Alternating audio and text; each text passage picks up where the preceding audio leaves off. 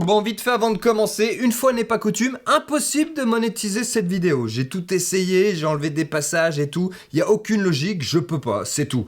Alors déjà, pas avoir l'argent, ça m'embête un peu, mais ce qui m'embête surtout, c'est que généralement les vidéos non monétisées, eh ben elles passent encore plus dans les oubliettes. Donc, si vous appréciez cette vidéo, histoire de leur faire un pied de nez, je veux bien que vous la partagiez, vous la commentiez, vous mettiez j'aime. Et pour ceux qui veulent me soutenir, n'hésitez pas à aller sur Tipeee.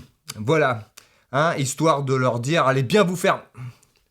Ça commence maintenant. Parfois, dans les paradoxales, je me mets à défendre ce en quoi je ne crois pas. Tout simplement parce que des imbéciles ont l'art et la manière de tout faire de travers. Comme par exemple quand je me retrouvais du côté des platistes à cause de la médiocrité d'un groupe de journalistes. Parfois aussi, via des dommages collatéraux, j'enfonce ceux qui ne le méritent pas. Et ça va être le cas ici du référendum. On dit référendum comme un album de la photographique. C'est l'album de moi et Gabriel.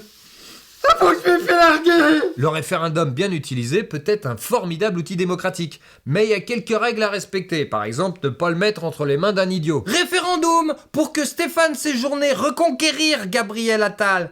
Il faut mieux qu'il portera des munettes ou qu'ils les enlèveront. Poser des questions ayant un véritable enjeu et impact sur notre vie. Par exemple le référendum de 2005 sur la ratification ou non du traité établissant une constitution pour l'Europe.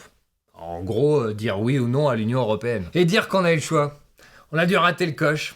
Merde. Il faut aussi, bien évidemment, que le référendum soit acté, pris en compte. Encore une fois, exemple du référendum de 2005, pour plus d'Europe, où on avait répondu...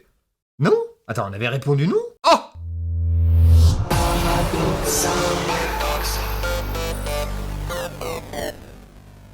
Une courte majorité... Un taux de participation famélique de 5,68%, avec seulement près de 78 000 votants sur 1,3 million de Parisiens appelés au vote. La mairie de Paris a lancé un référendum ce dimanche 4 février 2024, avec comme question pour ou contre la création d'un tarif spécifique pour le stationnement des voitures individuelles lourdes, encombrantes, polluantes. Une question peut-être pas si primordiale que ça, mais bon. Toute question mérite d'être posée. Par respect pour ceux qui se déplacent pour voter, généralement on évite les banalités qui intéressent qu'une partie de la population. Et là, en plus, au vu de celui qui la pose, on a quasiment une question rhétorique. C'est un petit peu comme demander pour ou contre des peines de prison adaptées au délit. En démocratie, tu votes pour un président ou un maire comme ici pour qu'il suive une ligne de conduite qu'il exprime avant d'être élu. Sa ligne de conduite. Et tant qu'il s'en éloigne pas, le référendum ne se justifie pas. Surtout que ça coûte quand même 400 000 €, avec tes impôts de parigo. 400 000 ?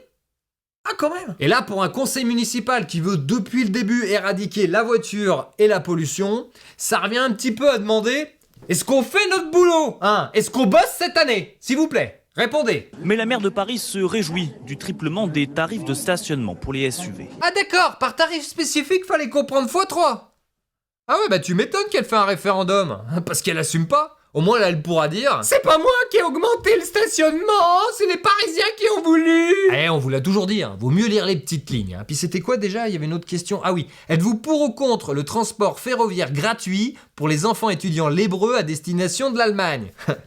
Ouais, je sais pas, pourquoi pas, Gratuit, c'est bien. C'est quand même la démocratie qui s'exprime. Alors je sais pas vous, mais moi quand il y a 94% d'abstention... La démocratie qui s'exprime, je trouve que c'est surtout pour dire on en a rien à foutre de ta gueule. 5,68%, c'est quand même 3 fois plus que mon score à la présidentielle. C'est drôlement beaucoup. Anne Hidalgo, mais c'est un phénomène. Parce que là où la plupart des politicards transpirent la mauvaise foi, elle va tellement loin qu'on se demande si elle est pas juste complètement conne. Ah, je ferais bien des vidéos top 10. Les 10 politiques les plus cons. Les 10 plus mauvais. Les 10 personnalités les plus à vomir des Français. Et tu sais, en basant tout ça sur mon ressenti. Ouais, totalement subjectif. Pourquoi pas ? En attendant, je me dis qu'Hidalgo, elle fait des référendums juste pour paraître démocratique. Tu sais, pour se faire mousser. Pour de temps en temps, faire un truc positif. Mais en ratant quand même l'exercice. C'est quand même la démocratie qui s'exprime. Par contre, seulement sur un sujet qu'elle sait gagner d'avance. On prend pas trop de risques non plus. Là, par exemple, c'était demander aux Parisiens non concernés par l'augmentation si les visiteurs qui viennent à Paris, Ils paieraient pas un peu plus cher? C'est comme si on demandait, mais seulement aux gens de mon village, seriez-vous pour ou contre fermer la portion d'autoroute qui traverse le village? Et pourtant, il y a eu que 55% de pour, et quand t'entends les personnes interviewées à la sortie des bureaux de vote, il y en a pas mal qui se sont déplacés juste pour désavouer la maire de Paris. Hein, bientôt, elle va demander « Est-ce que vous voulez qu'il fasse beau ?» Les gens, ils vont dire non. On préfère la pluie, si tu fermes ta gueule! Vous savez, dans un pays où le Parlement ne parlemente plus, où on attend encore un gouvernement qui n'est toujours pas constitué depuis déjà plusieurs semaines. Alors là, mais c'est saut politique 2024. Les autres, ils font pire que nous qu'on fait mieux. Et la mère Hidalgo, elle en est pas son galop d'essai. Non, c'est un étalon en la matière. Elle mérite son cheval. Je vois pas sur les côtés, je vais tout droit. Je vois pas sur les côtés, je vais tout droit. Je vois pas sur les côtés, je vais tout droit. Je vois pas sur les côtés, je vais tout droit. Pouvoir dire aux Parisiennes et aux Parisiens, eh bien, vous reprenez le pouvoir sur vos vies, c'est de la démocratie. Taxer les SUV. Si c'est ça, reprendre le pouvoir sur sa vie, c'est peut-être encore pire que le référendum de l'année dernière. Pour ou contre les trottinettes hyper dangereuses? Ah, c'était étonnant que ça soit le contre à près de 90% quand même. Moi, chaque année, je fais vivre la démocratie. Elle a l'air d'y croire en plus. Non, en fait, ouais, elle est juste complètement conne. Hein. Je pense qu'il y a beaucoup d'autres questions auxquelles les Parisiens auraient aimé répondre pour améliorer leur niveau de vie. Pour ou contre, virer la mère Hidalgo pour incompétence. Pour ou contre, annuler les Jeux Olympiques, histoire qu'on se tape pas trop la honte. Pour ou contre raser l'Elysée pour faire un parking. Créer un label international Ville et Villages Pourris pour que Paris soit la capitale du monde. Avec les petits rats sur le côté, là, c'est trop mignon. Pour ou contre la création de salles de roule, man. Pour aider à rouler les clubs des gens qui galèrent, man. Il y en a plus qu'on croit, man. Dans les faits, les SUV ne sont pas les seuls concernés par ce triplement des tarifs de stationnement. Tous les véhicules de plus d'1,6 tonne en feront les frais. Dans les faits, pourquoi même parler de SUV? Parce qu'il y a plein de SUV qui font moins d'1,6 tonne et à l'inverse, plein de non-SUV qui font plus d'1,6 tonne. Bon, je vous apprends rien en vous disant que c'est évidemment une pitoyable histoire de communication démagogique. Même s'ils sont hybrides ou électriques. Pour être précis, contrairement à BFM TV, le stationnement augmente pour les hybrides de plus de 1,6 tonne, mais faut dépasser les 2 tonnes pour les voitures électriques. Oui, mais dans les écoles de journalisme, on nous apprend à condenser l'information, quitte à dire n'importe quoi. Bref, là on touche quand même à un truc incroyable. Ça veut taxer les voitures polluantes avec seulement le critère poids. Hashtag les gros pètent plus fort. Et même si c'est évident que le poids d'une voiture joue sur sa capacité à polluer, il faut peut-être quand même mettre ce critère en corrélation avec d'autres. Hashtag c'est pas parce que ça fait plus de bruit que ça pue plus. Par exemple, le possesseur d'une 3008 hybride rechargeable qui roule à l'électrique dans ses petits trajets en agglomération parisienne, avec sa voiture de 1700 kg, il va payer 3 fois plus que le possesseur d'une 3008 version thermique. Ouais, parce qu'elle fait 400 kilos de moins. Ouais, j'ai pris le réflexe de me garer comme ça, au cas où il y a une pervenche qui me regarde. Selon les critères de nos amis d'Europe Écologie Les Verts et du Parti Socialiste, où tout se base sur le rejet du CO2 dans Paris sur leur grille de pollution, eh ben c'est juste complètement con. C'est vrai que chez les écolos, la voiture électrique, ça pollue pas.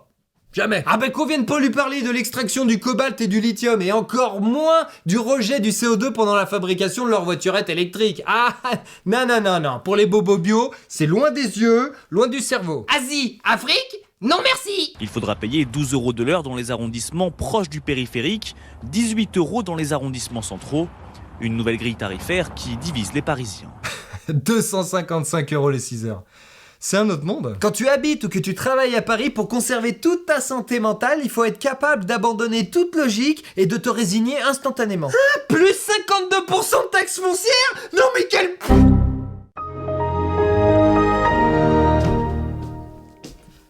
Ah, j'habite à Paris quand même, hein. Où sont mes médocs? Je pense que c'est pas très utile. Un SUV dans le 8e, ni dans Paris. Ah non, c'est clair, hein, c'est même quasiment jamais utile, nulle part. Hein. Surtout que plus les voitures sont lourdes, plus elles sont mortelles en cas de collision avec un piéton. Écoute, on pense d'abord qu'à notre gueule. Jusqu'à 3 fois plus mortelle. Ah, 3 fois plus cher. Non, mais c'est pas un argument pour Anne Hidalgo. Je sais pas quel autre mot vous dire à part c'est du racket et que c'est n'importe quoi. Et c'est tout à fait ça. Hein. Parce que honnêtement, c'est quoi l'idée? Inciter les franciliens à changer de voiture? En acheter une nouvelle? Avec toute la pollution que ça engendrait? C'est n'importe quoi. Surtout pour acheter une nouvelle hybride ou une nouvelle électrique, vu la pollution que ça fait à la construction. Oui, mais pas à Paris. Asie, Afrique, Non merci. Ce niveau de dissonance cognitive permanent, mais ça doit en rendre plus d'un schizophrène, sérieux. Un propriétaire de Porsche Carrera va peser 1,5 tonne et il ne sera pas taxé plus, alors que un véhicule familial, finalement, ils vont devoir payer beaucoup plus. Ah, si t'es un vieux beauf qui vient s'afficher à la capitale en Porsche Carrera, ça va. Par contre, si t'as le malheur d'emmener 6 gamins dans ta 3008 hybride au musée, oula non, pim, 255 €. Eh ouais, hein. Heureusement que t'es venu pendant les journées du patrimoine. Ça compensera un petit peu. Je vois pas sur les côtés, je suis débile. Je vois pas sur les côtés, je suis débile. En plus, c'est peut-être quelqu'un qui a acheté cette voiture parce qu'elle pouvait plus rentrer avec sa petite diesel dans Paris. Ouais, et que l'État, il lui a vachement incité à prendre une électrique ou une hybride. Eh oh, c'était le bon plan 2022. Rouler électrique et mettre des pompes à chaleur. Vite, vite, vite, avant que l'électricité fasse x2. Ce niveau de dissonance cognitive permanent, mais ça doit en rendre plus d'un schizophrène, sérieux. Ah, toi aussi, t'es d'accord? Ah bah ça me rassure. La mairie de Paris et l'association Respire estiment que cette mesure permettra de réduire la pollution dans la capitale. Estime, s'il vous plaît, on n'est pas sûr non plus, hein, on est encore dans l'estimation. Par contre, ce dont on est sûr, c'est que ça va aider à combler le déficit grandissant dû à la gestion à chier de la ville. Mais l'association 40 millions d'automobilistes pointe-t-elle des incohérences? Il y a des SUV donc, qui vont être pénalisés, qui sont électriques, 100% électriques, qui ont d'ailleurs une vignette verte sur le pare-brise. Et en fait, ils se rendent compte qu'avec le poids, ça va pas aller du tout. Quelque part, je le trouve pitoyable, le banlieusard qui va tous les jours à Paris dans sa grosse Audi e-tron en pensant sauver la planète. On a eu des doutes sur le fait de conserver le nom e-tron pour la France. Mais heureusement, on a tout misé sur le marché de niche des blaireaux. Bingo! Mais bon, la société l'a quand même bien aidé à se perdre. Ouah, la société moderne te pousse à la consommation en te prenant pour un consommation.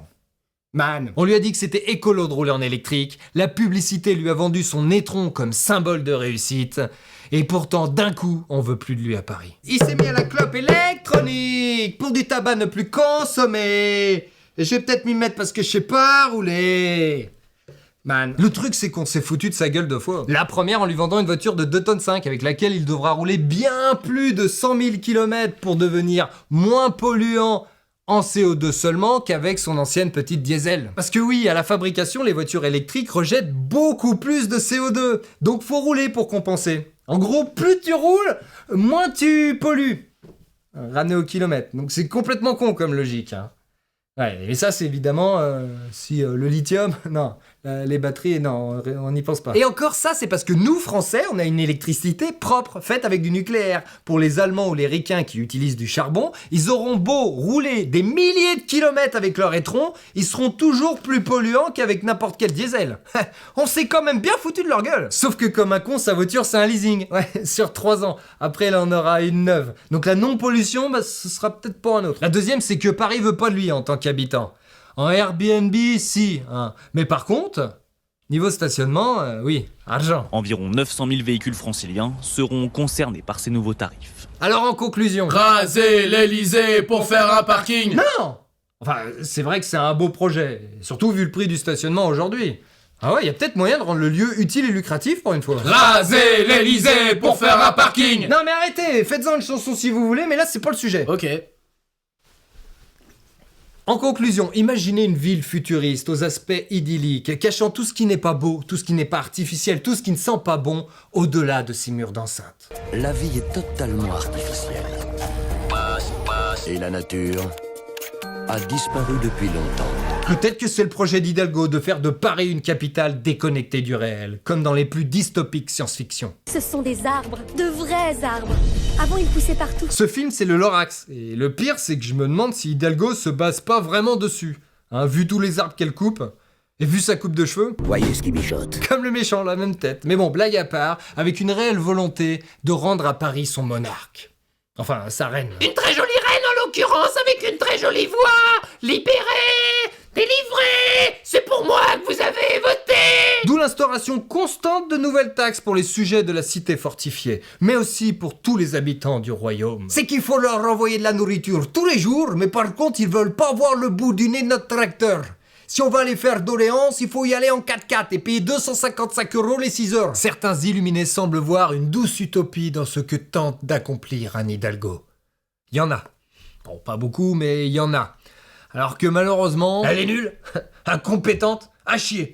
Référendum ou non, Paris n'aura que ce pourquoi il a voté. Une vraie vision de la déliquescence française avec 10 ans d'avance. Capitale bientôt désavouée, même par les amoureux transis. Bien avant le jour où le dernier musée laissera place à une salle de shoot. Tant que je siège au sommet des déchets, des seringues et des rats, moi ça me va. On le sait maintenant, Paris est la capitale la plus sale d'Europe. Ah si, ils ont voté. Mais elle essaye aussi de devenir le centre névralgique des égoïstes.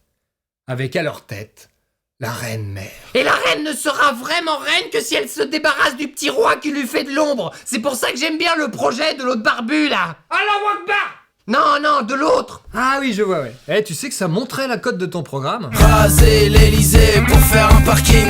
Raser l'Elysée pour faire un parking. Raser l'Elysée pour faire un parking. Raser l'Elysée pour faire un parking.